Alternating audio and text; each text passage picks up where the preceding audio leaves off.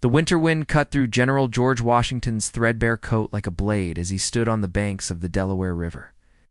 Watching his ragged army prepare for what many believed would be their final gamble, it was December 26, 1776, and the American Revolution hung by the thinnest of threads. Behind him, barely 2,400 men, most barefoot, leaving bloody tracks in the snow, represented all that remained of the Continental armies. Hope. The situation had grown desperate beyond imagination. After suffering crushing defeats in New York throughout the autumn, Washington's forces had retreated across New Jersey in a headlong flight that seemed to confirm British General William Howe's belief that the rebellion would collapse before spring. Enlistments were set to expire on December 31st, and with them, any pretense of organized resistance to British rule. The Congress had fled Philadelphia. Even Washington's most loyal officers whispered of surrender. But Washington possessed something his enemies had not anticipated, an iron will forged in the crucible of frontier warfare and tempered by years of political struggle. As he gazed across the ice-choked Delaware, he was already planning not just one desperate assault, but a campaign that would prove the Revolution was far from finished. The victory at Trenton on December 26 had provided a spark, but sparks died quickly in winter storms. What he needed was a fire that would burn through the coldest months and reignite the cause of liberty. The British, meanwhile, had settled into comfortable winter quarters, confident that spring would bring the formal end to what they increasingly viewed as a minor colonial uprising. General Charles Cornwallis had been preparing to return to England when news of Trenton reached him, forcing a hasty change of plans. Now he marched south from New York with 8,000 of Britain's finest troops, determined to crush Washington's impudent little army once and for all. The stage was set for a confrontation that would determine not just the fate of New Jersey, but the entire revolutionary cause. In Princeton, a small college town that had become an important British stronghold, Lieutenant Colonel Charles Mulhood commanded a garrison of seasoned regulars who had grown accustomed to easy dominance over the countryside. The 17th, 40th, 55th Regiments of Foot had made themselves at home in the college buildings, confident that no American force would dare challenge them so far from the safety of the Pennsylvania hills. They were professional, soldiers of the world's greatest military power, and they had yet to encounter anything in America that truly tested their mettle. What none of them could have imagined was that 60 miles away, strategic deception. Having slipped away from Cornwallis at Trenton during the night of January 2nd, 1777, the Continental Army was now moving through frozen back roads toward Princeton in a march that would become legendary. The general had wagered everything on a single, audacious plan: strike the British garrison at Princeton before Cornwallis could react, then continue north to reclaim the strategic town of New Brunswick and its vital supply depots. As dawn approached on January 3rd, 1777, neither the British in Princeton nor Cornwallis, pursuing phantom Americans near Trenton, realized that the fate of the Revolution would be decided in the next few hours by farmers and shopkeepers who had refused to accept that their cause was lost. The Continental Army moved through the pre-dawn darkness like ghosts haunting a landscape of war. Washington had divided his forces into two columns for the approach to Princeton, with General Hugh Mercer leading advance units along the back roads while the main body followed the more direct route. The temperature had plummeted during the U.S. night, turning the muddy roads into treacherous sheets of ice that claimed more casualties than enemy fire had in recent weeks.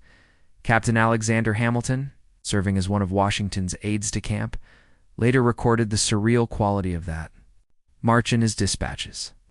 Men wrapped their feet in rags torn from blankets, leaving crimson stains on the white ground that marked their passage like a trail of sacrifice. Some collapsed from exhaustion and cold, but their comrades lifted them and pressed forward, understanding instinctively that this march represented something larger than military necessity, was a test of whether free Americans possessed the endurance to claim their independence. The plan Washington had conceived was breathtakingly bold in its day, scope, and terrifying in its risks. While Cornwallis waited at Trenton for an assault that would never come, Expecting Washington to attempt another desperate river crossing, the Continental Army would strike Princeton like lightning, capture the garrison, and then race north to New Brunswick before British reinforcements could respond. Success would not only secure vital supplies, but would prove to friend and foe alike that American forces could outmaneuver and outfight the world's premier military machine, as referenced in David Hackett Fisher's comprehensive analysis and Washington's crossing. The psychological dimension of this campaign proved as important as its tactical brilliance. The British had grown comfortable in their assumption of American military incompetence, viewing the colonial forces as little more than an armed mob capable of occasional lucky strikes, but fundamentally unable to sustain coordinated operations against professional soldiers. Washington understood that shattering this perception required not just victory, but victory achieved through superior strategy and execution. At sunrise, the two American columns approached Princeton from different directions, with Mercer's force advancing along the Sawmill Road while Washington's main body moved up the Post Road. The timing had to be perfect to attack too early, and the British would have time to organize a coordinated defense. Too late, and Cornwallis would realize he had been deceived and begin his pursuit. Everything depended on speed, surprise, and the fighting spirit of men who had endured months of retreat and defeat. The British garrison at Princeton had received no warning of the approaching danger. Lieutenant Colonel Mahood had actually begun moving south toward Trenton with two of his regiments at dawn, following orders to reinforce Cornwallis. His departure left only the 40th Regiment and some militia to defend the town, though Mahood himself would soon find his southward march intercepted by American forces in a collision that neither side anticipated. Meanwhile, the townspeople of Princeton remained largely unaware that their quiet college community was about to become the site of a battle that would echo through history. Students at the College of New Jersey, now known as Princeton University, had been displaced by British occupation. Their academic pursuits interrupted by the harsh realities of revolution. The beautiful Georgian buildings that had once housed discussions of philosophy and theology now served as barracks for soldiers who cared nothing for American intellectual aspirations. As the first rays of sunlight illuminated the frost-covered landscape, Washington's army approached the moment that would determine whether the American Revolution would continue or collapse into the footnotes of failed rebellions. The general himself rode at the front of his troops, his presence a visible reminder that this was no desperate gamble by a defeated commander, but a calculated strike by a leader who still believed in ultimate victory. The British soldiers in Princeton were about to discover that reports of the Continental Army's demise had been greatly exaggerated, and that the long winter of American discontent was far from over. The collision came without warning at the Saw Mill Road, where General Hugh Mercer's advance guard encountered Lieutenant Colonel Charles Mahood's column moving south toward Trenton. Both forces were equally surprised, but the British recovered first, their professional training asserting itself in the crucial opening moments of contact. The 17th Regiment of Foot deployed with mechanical precision, their bayonets glinting in the weak January sunlight, as they prepared to sweep aside what they assumed was another small American raiding party. General Mercer, a Scottish-born physician who had fought beside Washington in the French and Indian War, immediately recognized the danger his force of roughly 350 men faced. Seasoned British regulars on open ground, exactly the kind of confrontation that had resulted in American disasters throughout the previous year. But Mercer was no ordinary commander. Served as a surgeon on European battlefields before immigrating to America, understood both the fragility of human courage and the methods by which it could be sustained under fire. The initial British volley was devastating in its effectiveness. Disciplined lines of redcoats delivered synchronized fire that shattered the American advance and sent men tumbling into the frozen field. Mercer's horse was shot from under him, and as he struggled to his feet, British soldiers advanced with lowered bayonets, the weapon that had terrorized American militia throughout the war. The general drew his sword, a gesture both defiant and futile against overwhelming odds, prepared to sell his life as dearly as possible. What happened next would be debated by military historians for generations. Some accounts suggest that Mercer was bayoneted while attempting to rally his men. Others claim he was clubbed down by British musket butts. What remains undisputed is that the sight of their beloved commander falling beneath British steel ignited something primal in the American ranks. These were not the raw militia who had fled at Brooklyn Heights or Kip's Bathe. These were veterans of Trenton, men who had tasted victory and discovered they possessed the capacity to stand against the world's finest soldiers. Captain Neal, commanding a battery of Philadelphia artillery, wheeled his guns toward the British line and began delivering devastating enfilade fire that carved bloody lanes through the 17th Regiment's ranks. The precision of American gunnery, trained under the direction of Alexander Hamilton and other officers who had studied European military science, proved that colonial forces could match British professionalism when properly led and equipped. Battle at the Sawmill Road became a savage, close-quarters engagement that bore no resemblance to the formal tactical exercises both armies had been trained to execute. British soldiers, accustomed to fighting enemies who broke and ran at the first sight of cold steel, found themselves engaged with Americans who not only stood their ground but pressed forward with a ferocity born of desperation and determination. The frozen ground became slippery with blood as men fought hand-to-hand for possession of artillery pieces and regimental colors. Lieutenant Colonel Mahood, watching his disciplined advance transform into a chaotic melee, began to understand that something fundamental had changed in the character of American resistance. These were not the frightened farmers his intelligence reports had described, but soldiers who fought with the controlled fury of men defending their homes and families. The realization that the colonial rebellion possessed genuine military capabilities sent a chill through British ranks that had nothing to do with the January cold. As the firefight intensified, the sound of gunfire carried across the frost-covered landscape to Princeton proper, where the remaining British garrison began preparing hasty defenses. The 40th Regiment, commanded by officers who had grown comfortable in their winter quarters, suddenly found themselves facing the prospect of serious combat against an enemy they had been told was all but defeated. The comfortable assumptions of British superiority were crumbling as rapidly as their tactical formations under American fire. But the outcome at the Sawmill Road remained in doubt. Both sides committed to a struggle that would determine not just local tactical advantage, but the broader question of whether American forces possessed the staying power necessary for ultimate victory in their revolution. The sound of sustained gunfire from the Sawmill Road reached General Washington as he led the main American column toward Princeton. The intensity of the engagement told him that Mercer had encountered significant British resistance, more than the scattered patrols intelligence had suggested.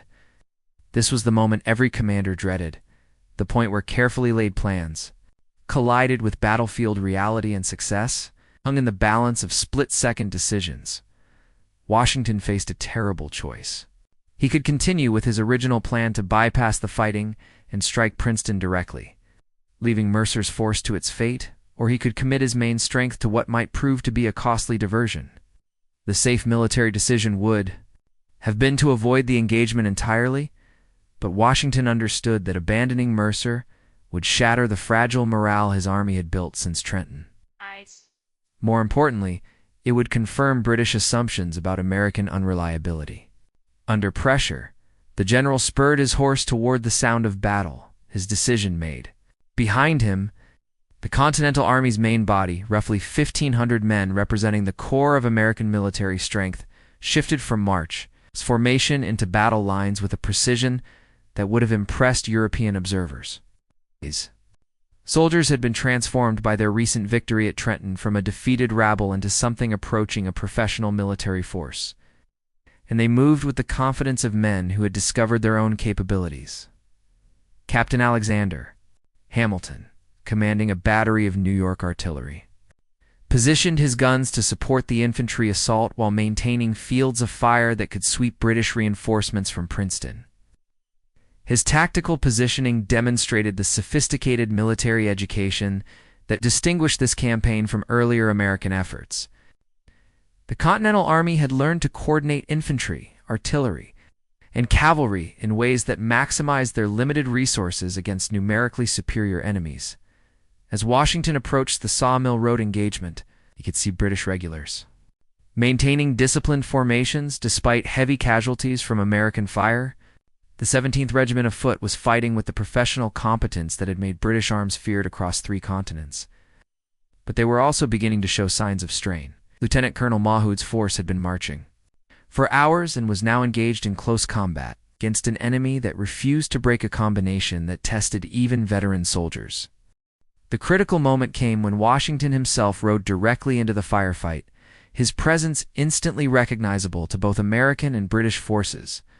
According to multiple eyewitness accounts documented in the Pennsylvania Packet and other contemporary sources, the general positioned himself within 30 yards of the British line, so close that the powder burns from enemy muskets singed his uniform.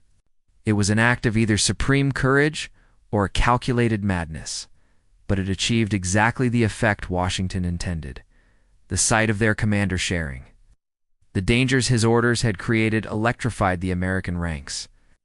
Men who had been wavering under British fire suddenly pressed forward with renewed determination, while those who had been fighting steadily found themselves capable of almost superhuman efforts. The psychological impact of leadership by example, a concept Washington had absorbed from his study of classical military texts, proved as decisive as tactical maneuvering. Simultaneously, the British began to realize they were facing not just another colonial skirmish, but a coordinated assault by a significant American force commanded by Washington himself. The implications were staggering. If the Continental Army could appear at Princeton while Cornwallis waited at Trenton, then British intelligence had fundamentally misunderstood American capabilities. The comfortable certainty of British military superiority suddenly seemed far less certain. Lieutenant Colonel Mahood, recognizing that his position was becoming untenable, began conducting a fighting withdrawal toward Princeton. His professional skill in extracting his force from an increasingly dangerous situation demonstrated why British officers were respected throughout Europe. But it also marked the first time in the campaign that American forces had compelled British regulars to retreat from chosen ground. The symbolic importance of this tactical success would resonate far beyond the immediate battlefield. As the British fell back, Washington prepared to press his advantage with an assault on Princeton itself, knowing that complete victory required not just defeating enemy forces in the field, but capturing the strategic objectives that would prove American military competence to allies and enemies alike. The British withdrawal from the Sawmill Road transformed what had begun as an encounter battle into a running fight that swept toward Princeton like a deadly tide. Lieutenant Colonel Mahood's disciplined retreat demonstrated the professional quality that made British forces formidable opponents. But it also revealed something new. American troops were now capable of maintaining pressure on withdrawing enemies. Instead of simply celebrating their departure, this marked a fundamental evolution in Continental Army capabilities that would have profound strategic implications. Washington pressed his advantage with the instincts of a commander who understood that battlefield momentum was as fragile as it was powerful. The general deployed his forces in a coordinated advance that combined direct pressure on the retreating British with flanking movements designed to cut off their escape routes. Captain Thomas Rodney, commanding Delaware troops, later described the surreal experience of watching American farmers and tradesmen execute complex tactical maneuvers that would have challenged European regulars. The town of Princeton itself presented a unique battlefield challenge. Unlike the open fields where conventional armies preferred to fight, engagement would take place among buildings, gardens, and narrow streets that favored defenders familiar with the terrain. The College of New Jersey's imposing Nassau Hall dominated the landscape like a fortress, its thick stone walls offering excellent defensive positions for British forces making their final stand. Everything about the upcoming urban battle favored the defenders. Everything except American determination to prove their revolution could not be easily crushed.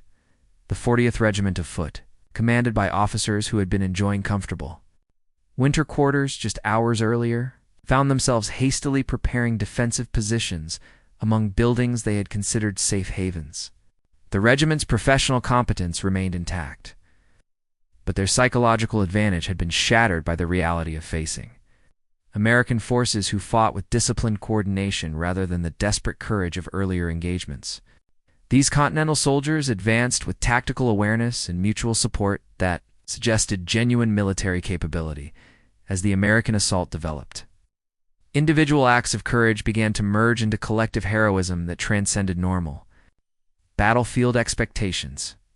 Captain Hamilton's artillery battery, working in close coordination with advancing infantry, systematically destroyed British defensive positions while avoiding damage to civilian property. A demonstration of fire control that impressed even enemy observers.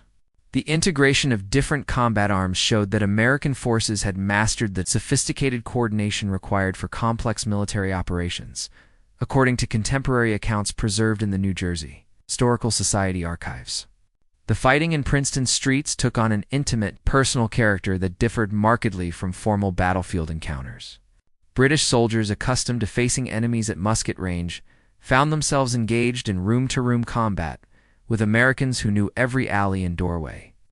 The local knowledge that Continental forces possessed proved as valuable as their improved military training. The decisive moment came when American forces surrounded Nassau Hall, where British troops had taken refuge in what they hoped would be an impregnable position. The college building's thick walls could withstand small arms fire, but they offered no protection against Hamilton's artillery, which began systematically battering the structure with round shot that sent stone fragments flying like deadly rain. The site of America's premier educational institution under bombardment symbolized the revolutionary transformation taking place throughout the colonies. Captain Hamilton, demonstrating both tactical skill and psychological insight, directed his fire not to destroy the building, but to make British occupation untenable. His careful targeting of windows and defensive positions forced the enemy to choose between exposure to American fire and suffocation in smoke-filled rooms. This combination of military pressure and humanitarian restraint would become a hallmark of Washington's conduct throughout the war. Inside Nassau Hall, British officers faced the grim reality that their position had become hopeless.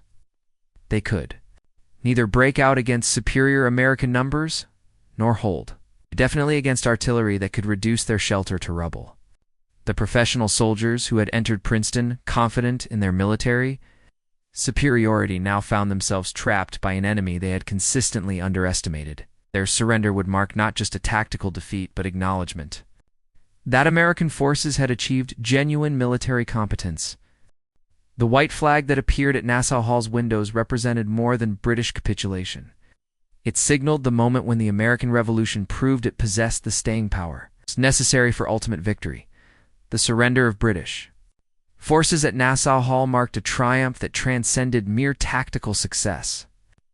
When the white flag appeared in the college windows, followed by the formal capitulation of the 40th Regiment's surviving officers, American observers witnessed something unprecedented: professional British soldiers acknowledging defeat at the hands of colonial forces in a conventional military engagement.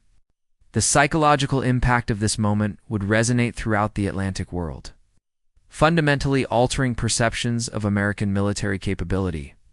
General Washington accepted the British surrender with the dignified restraint that had become his trademark, but those who knew him well could see satisfaction in his bearing. The gamble that had begun with the Delaware crossing had now produced 2 consecutive victories against forces that British commanders had considered invincible. More importantly, these successes had been achieved through superior strategy and execution rather than mere luck or enemy mistakes, a distinction that would prove crucial in convincing European powers to support the American cause. The material gains from Princeton were substantial, but not decisive in themselves. American forces captured valuable supplies, artillery pieces, and prisoners. But the rebellion's chronic shortages of everything from gunpowder to shoes remained largely unchanged.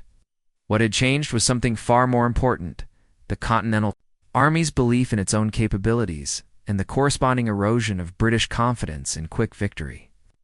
These psychological shifts would prove more valuable than any captured military equipment. Captain Alexander Hamilton, writing to his former mentor in New York, described the transformation he witnessed in American soldiers during the Princeton engagement. Men who had barely held together during the retreat across New Jersey now moved with the purposeful efficiency of veteran troops. They had discovered through combat experience that British regulars, while formidable opponents, were neither invincible nor inherently superior to Americans who possess proper training and leadership. This revelation would sustain Continental forces through the darkest periods of the coming years. The British reaction to Princeton revealed the depth of their strategic miscalculation. General Cornwallis, racing north from Trenton with 8,000 troops, arrived to find American forces already departed and his carefully planned encirclement completely frustrated.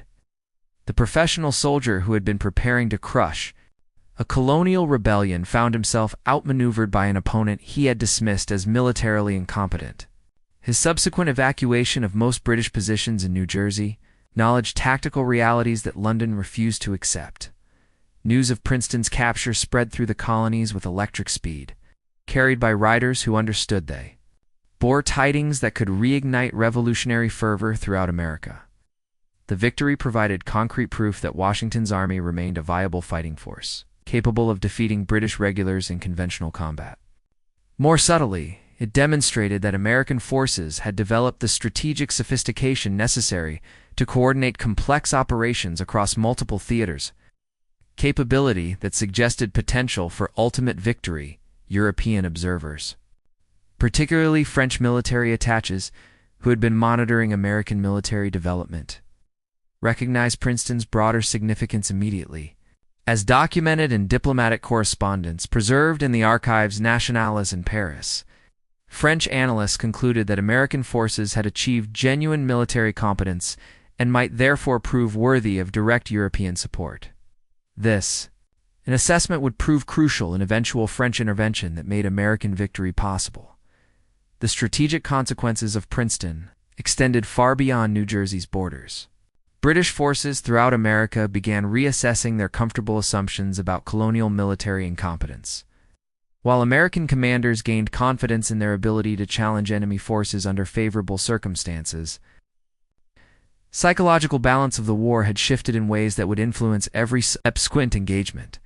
Perhaps most importantly, Princeton proved that the American Revolution possessed the resilience necessary to survive temporary defeats and exploit opportunities for recovery. The Continental Army that had seemed on the verge of dissolution just weeks earlier had demonstrated its capacity to regenerate and strike back with devastating effectiveness. British hopes for quick victory had been shattered as completely as their forces at Nassau Hall, the battle's aftermath, also revealed. Washington's strategic vision extending beyond immediate tactical success. Rather than remaining in Princeton to await British counterattack, he withdrew his forces to strong defensive positions in the Watchung Mountains, preserving his army while maintaining pressure on enemy communications throughout New Jersey. The Continental Army's withdrawal from Princeton to winter quarters in Morristown represented strategic thinking that distinguished great commanders from merely competent ones. Washington understood that his recent victories, while tactically impressive, remained fragile achievements that could be quickly reversed by British counterattacks if he allowed himself to be drawn into prolonged positional warfare. The decision to preserve his forces while maintaining control of the strategic initiative demonstrated the mature military judgment that would ultimately win American independence. The psychological impact of Princeton rippled outward from New Jersey like waves from a stone cast into still water. Throughout the 13 colonies, militia units that had been dissolving in despair suddenly found their ranks swelling with volunteers, eager to serve under commanders who had proven their competence against British regulars. The narrative of inevitable American defeat, so powerful just weeks earlier, had been replaced by something far more dangerous to British interests. Hope tempered by realistic assessment of what victory would require.